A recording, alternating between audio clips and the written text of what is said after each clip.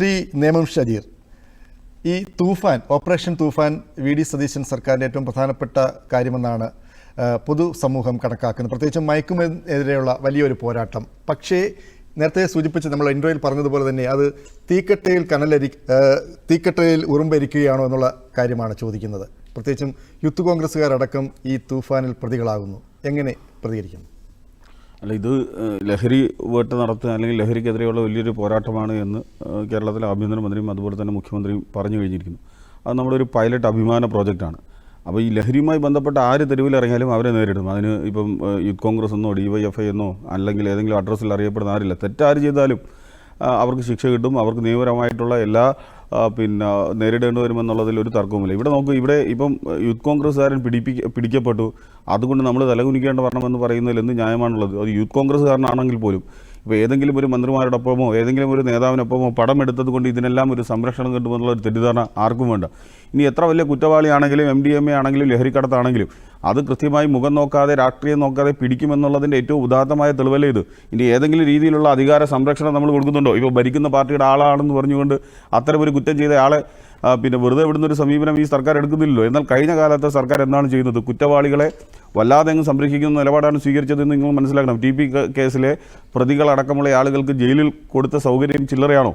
ഏറ്റവും വലിയ കഴിഞ്ഞ പിണറായി വിജയൻ്റെ ഗവൺമെൻറ്റായിരുന്നു ശരിക്കും കുറ്റവാളികളുടെ സർക്കാരായി മാറിയത്. ഇപ്പോൾ ജയിലിനകത്ത് മസാജ് ചെയ്യാനും അതുപോലെ തന്നെ ടൂറിന് പോകാനുള്ള സൗകര്യം, ഇനി അവരെ കോടതിയിൽ കൊണ്ടുപോകുമ്പോൾ പുറത്തു വെച്ച് മദ്യപിക്കാനുള്ള സൗകര്യം വരെ ഒരുക്കി കൊടുത്ത സർക്കാരാണ്. അപ്പോൾ ആ രീതിയിലല്ല ഇപ്പം ഞാൻ പറയുന്നത്. ഇപ്പോൾ ഒരു യൂത്ത് കോൺഗ്രസ്സുകാരൻ അതിൽപ്പെട്ടാൽ ശരിക്കും ഒരു പ്രയാസമുണ്ട് എന്നുള്ളതിൽ ഒരു തർക്കവുമില്ല. അങ്ങനെ നമ്മുടെ ഒരു യൂത്ത് കോൺഗ്രസിൻ്റെ പേരിൽ അറിയപ്പെടുന്ന ഒരു പ്രവർത്തകൻ ഏതെങ്കിലും ഒരു കുറ്റം ചെയ്ത് ജയിലിലടയ്ക്കുമ്പോൾ അങ്ങനെ വലിയ ആനന്ദം തരുന്നില്ല. ഉള്ളിലൊരു പ്രയാസമുണ്ട് എന്നുള്ളത് യാഥാർത്ഥ്യം തന്നെയാണ്. എങ്കിലും നിയമത്തിൻ്റെ മുന്നിൽ കുറ്റക്കാരനാണെങ്കിൽ യാതൊരു രീതിയിലുള്ള സംരക്ഷണവും നൽകില്ല എന്ന വ്യക്തമായ സന്ദേശം ഇതിലൂടെ നൽകുന്നു എന്നുള്ളതാണ്. അപ്പോൾ അത് ഒരു ജനാധിപത്യ സർക്കാരിന് ചെയ്യാൻ പറ്റുന്ന ഏറ്റവും പ്രധാനപ്പെട്ട കാരണമാണ്. അപ്പോൾ ഇത് ഇത്തരത്തിൽ നമുക്കറിയാം ജനകീയമായി നമുക്കറിയാം യുവതലമുറയെ കാർന്നു തിന്നുന്ന ലഹരിക്കെതിരെ അതിശക്തമായ നിലപാട് സ്വീകരിച്ചുകൊണ്ട് സർക്കാർ മുമ്പോട്ട് പോവുകയാണ്. കഴിഞ്ഞ കാലങ്ങളിൽ ആരെയും പിടിച്ചില്ല എന്ന് മാത്രമല്ല, കഴിഞ്ഞ 10 വർഷമായിരുന്നു നമുക്കറിയാം ഈ പറയുന്ന മദ്യവർജനത്തിൻ്റെ പേരിൽ കേരളത്തിൽ ലഹരിക്കടത്തിന് കൂട്ടുനിന്നതടക്കമുള്ള ഒരു സംഭവം കേരളത്തിലുണ്ടായത് കഴിഞ്ഞ 10 കൊല്ലം ഇടതുപക്ഷം ഭരിക്കുമ്പോഴാണ്. ഏറ്റവും അറിയപ്പെടുന്ന നേതാവായ കോടിയേരി ബാലകൃഷ്ണൻ്റെ മകൻ പോലും കർണാടകയിലെ ഒരു ജയിൽ ഇതുപോലെ രാസലഹരിയുമായി ബന്ധപ്പെട്ട കേസിലാണ് ജയിലിലടയ്ക്കപ്പെട്ടത് എന്ന് ഈ അവസരത്തിൽ ഞാൻ ഓർമ്മപ്പെടുത്തുകയാണ്.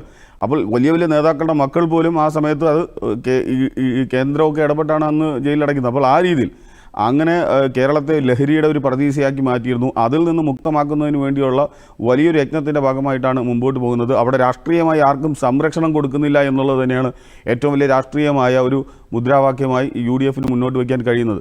ഇനി ഈ പറയുന്നത് പോലെ സോഷ്യൽ മീഡിയയുമായി ബന്ധപ്പെട്ട് ഇപ്പം മുഖ്യമന്ത്രിക്കെതിരെ ഏതെങ്കിലും ഒരു വിമർശനം വന്നു, അതുകൊണ്ട് മുഖ്യമന്ത്രി മെറ്റയോട് ആവശ്യപ്പെട്ടു, അവരെ അങ്ങ് അതുകൊണ്ട് ആ Facebook പോസ്റ്റ് ഡിലീറ്റ് ചെയ്യാൻ വേണ്ടി ഒരു മുഖ്യമന്ത്രി ഇറങ്ങിത്തിരിച്ചു എന്ന് പറയുന്നത് എത്ര അപഹാസ്യമാണ്. മുഖ്യമന്ത്രി തന്നെ പറയണം, മെറ്റയോട് എങ്ങനെയാണ് മുഖ്യമന്ത്രിക്ക് ആവശ്യപ്പെടാൻ കഴിയുന്നത്? ഏതെങ്കിലും ഒരു മുഖ്യമന്ത്രിക്കെതിരെ ഒരു വിമർശനം ഉണ്ടായാൽ, ഒരു ആക്ഷേപം ഉണ്ടായാൽ അതിനെ അയാൾ വളരെ സഹിഷ്ണുതയോടുകൂടി ഉൾക്കൊള്ളുന്ന ഒരു മുഖ്യമന്ത്രിയാണ് കേരളത്തിലെ മുഖ്യമന്ത്രി.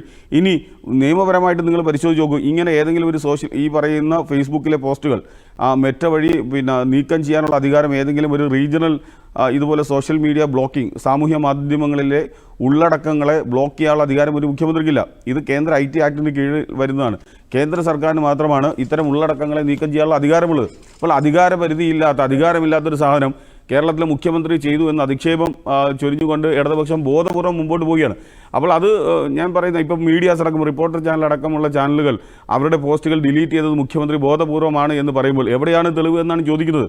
അങ്ങനെ ബോധപൂർവ്വം മുഖ്യമന്ത്രിയുടെ അപേക്ഷയിൽ അത് നീക്കം ചെയ്തിട്ടുണ്ടെങ്കിൽ അതിന് തെളിവ് പുറത്തുവിടണ്ടേ?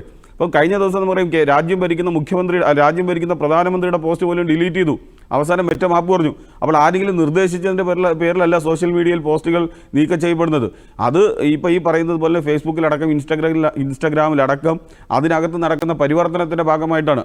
അൽഗോരിതത്തിന് വരുന്ന വ്യത്യാസങ്ങളുടെ അടിസ്ഥാനത്തിൽ, അതിന് ഉണ്ടാകുന്ന മാറ്റങ്ങളുടെ അടിസ്ഥാനത്തിൽ യാദൃശ്ചികമായി ഉണ്ടാകുന്ന നീക്കങ്ങളാണ്. അതിനൊന്നും ഈ പറയുന്നതിൽ കേരളത്തിലെ മുഖ്യമന്ത്രി മറുപടി പറയണമെന്ന് പറയുന്നതാണ് ഏറ്റവും വലിയ അപഹാസ്യമെന്ന് പറയുന്നത്. ഇനി അധിക്ഷേപങ്ങളെ സഹിക്കാൻ പറ്റാത്തവരാണ്, ആരോപണങ്ങളെ നേരിടാൻ കഴിയാത്തവരാണ് കേരളത്തിലെ മുഖ്യമന്ത്രിയും UDF എന്ന് പറയുന്നതിൽ എന്തടിസ്ഥാനമാണുള്ളത്? ഇപ്പം ഈ കേരളത്തിലെ മുഖ്യമന്ത്രി വിമർശിച്ചതുകൊണ്ട് ഇവിടെ ഒന്നും സംഭവിക്കാനില്ല. ഞാൻ പറയുന്നത് നിങ്ങൾ 3 മാസമായ ഒരു സർക്കാരാണ്, അല്ലെങ്കിൽ 2.5 മാസമായ ഒരു സർക്കാരാണ് കേരളത്തിലെ UDFൻ്റെ സർക്കാർ. എത്ര വിമർശനങ്ങൾ സർക്കാരിൻ്റെ തീരുമാനങ്ങളിൽ നിന്ന് ഞാൻ തുറന്നു പറയുന്നു, പല തീരുമാനങ്ങളിൽ നിന്ന് യൂട്ടേൺ അടിക്കേണ്ട സാഹചര്യമുണ്ടായി, പല തീരുമാനങ്ങളിൽ നിന്ന് പിന്നോട്ട് പോകേണ്ട സാഹചര്യമുണ്ടായി. അത് വിമർശനങ്ങളെ ഉൾക്കൊണ്ട് പിന്നെ മനസ്സിലാക്കിയത് കൊണ്ടാണ്.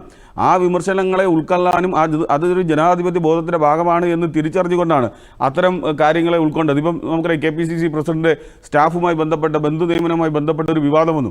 അന്ന് നിയമപരമായി അത് ചോദ്യം ചെയ്യാൻ നിയമപരമായി നോക്കുമ്പോൾ മന്ത്രിയുടെ ഭാഗത്തോ KPCC പ്രസിഡന്റിൻ്റെ ഭാഗത്തോ യാതൊരു തെറ്റുമില്ല. അതൊരു പൊളിറ്റിക്കൽ പോസ്റ്റിങ്ങിൻ്റെ കാര്യമാണ്. പക്ഷേ ഒരു പ്രതിഷേധമുണ്ടായി, ഒരു ആക്ഷേപമുണ്ടായി, അങ്ങനെ ഒരു ചർച്ച ഉണ്ടായപ്പോൾ അതിനെ മാറ്റാൻ തീരുമാനമെടുത്ത മനസ്സ്, അതാണ് ജനാധിപത്യ ബോധം എന്ന് പറയുന്നത്. അപ്പോൾ ആരോപണങ്ങളെയും ആക്ഷേപങ്ങളെയും തിരിച്ചറിയുകയും അതിനെ ഉൾക്കൊള്ളാനും കഴിവുള്ള ഒരു സർക്കാരാണ് UDFൻ്റെ സർക്കാർ. ഇപ്പം മത്സ്യത്തൊഴിലാളികളുടെ വിഷയം, കടലിൽ കാണാതായ വിഷയം, എന്തുമാത്രം ആക്ഷേപചരങ്ങൾ അല്ലെങ്കിൽ ആക്ഷേപങ്ങളാണ് ഈ സർക്കാർ നേരിട്ടത്. എന്നിട്ട് എവിടെയെങ്കിലും പിന്നോട്ട് പോയോ? ഇത്രമാത്രം അധിക്ഷേപം കേട്ടിട്ടും ഈ പറയുന്ന ബന്ധപ്പെട്ടവരുടെ അല്ലെങ്കിൽ പിന്നെ കുടുംബാംഗങ്ങളെ നഷ്ടപ്പെട്ടവരുടെ വീട്ടിലേക്ക് ചെല്ലുകയും അവരെ സഹാനുഭൂതിയോടുകൂടി സഹിഷ്ണുതയോടുകൂടി അവരെ കാണുകയും അവർക്ക് വേണ്ട സഹായങ്ങൾ ചെയ്യാമെന്നും ഞങ്ങൾക്ക് പറ്റിയ വീഴ്ചകൾ ഞങ്ങൾ തിരുത്താൻ തയ്യാറാണെന്നും അതുമാത്രമല്ല നിങ്ങളുടെ വിമർശനങ്ങൾ കൂടുതൽ ഈ രാജ്യത്ത് നമ്മുടെ സംവിധാനത്തെ ശക്തിപ്പെടുത്താൻ ഉപയോഗിക്കുമെന്നും നിങ്ങളുടെ നിർദ്ദേശം, നിങ്ങൾ പറയുന്നത് പോലെ ഞങ്ങൾ തിരച്ചിൽ നടത്താം, നിങ്ങൾ പറയുന്നത് പോലെ ഇതിനകത്ത് SOP അടക്കമുള്ള വിഷയങ്ങളിൽ നിലപാട് സ്വീകരിക്കാമെന്ന് തുറന്ന മനസ്സോടുകൂടി പ്രവർത്തിച്ച ഒരു സർക്കാരിനെയാണ് കാണാൻ കഴിയുന്നത്. അങ്ങനെ പ്രവർത്തിച്ച ഒരു സർക്കാരിനെ എങ്ങനെയാണ് ഈ പറയുന്ന ഇടതുപക്ഷത്തിന് കുറ്റം പറയാൻ കഴിയും? വ്യക്തമാണ് ശ്രീ നേമം ഷജീർ. തീർച്ചയായിട്ടും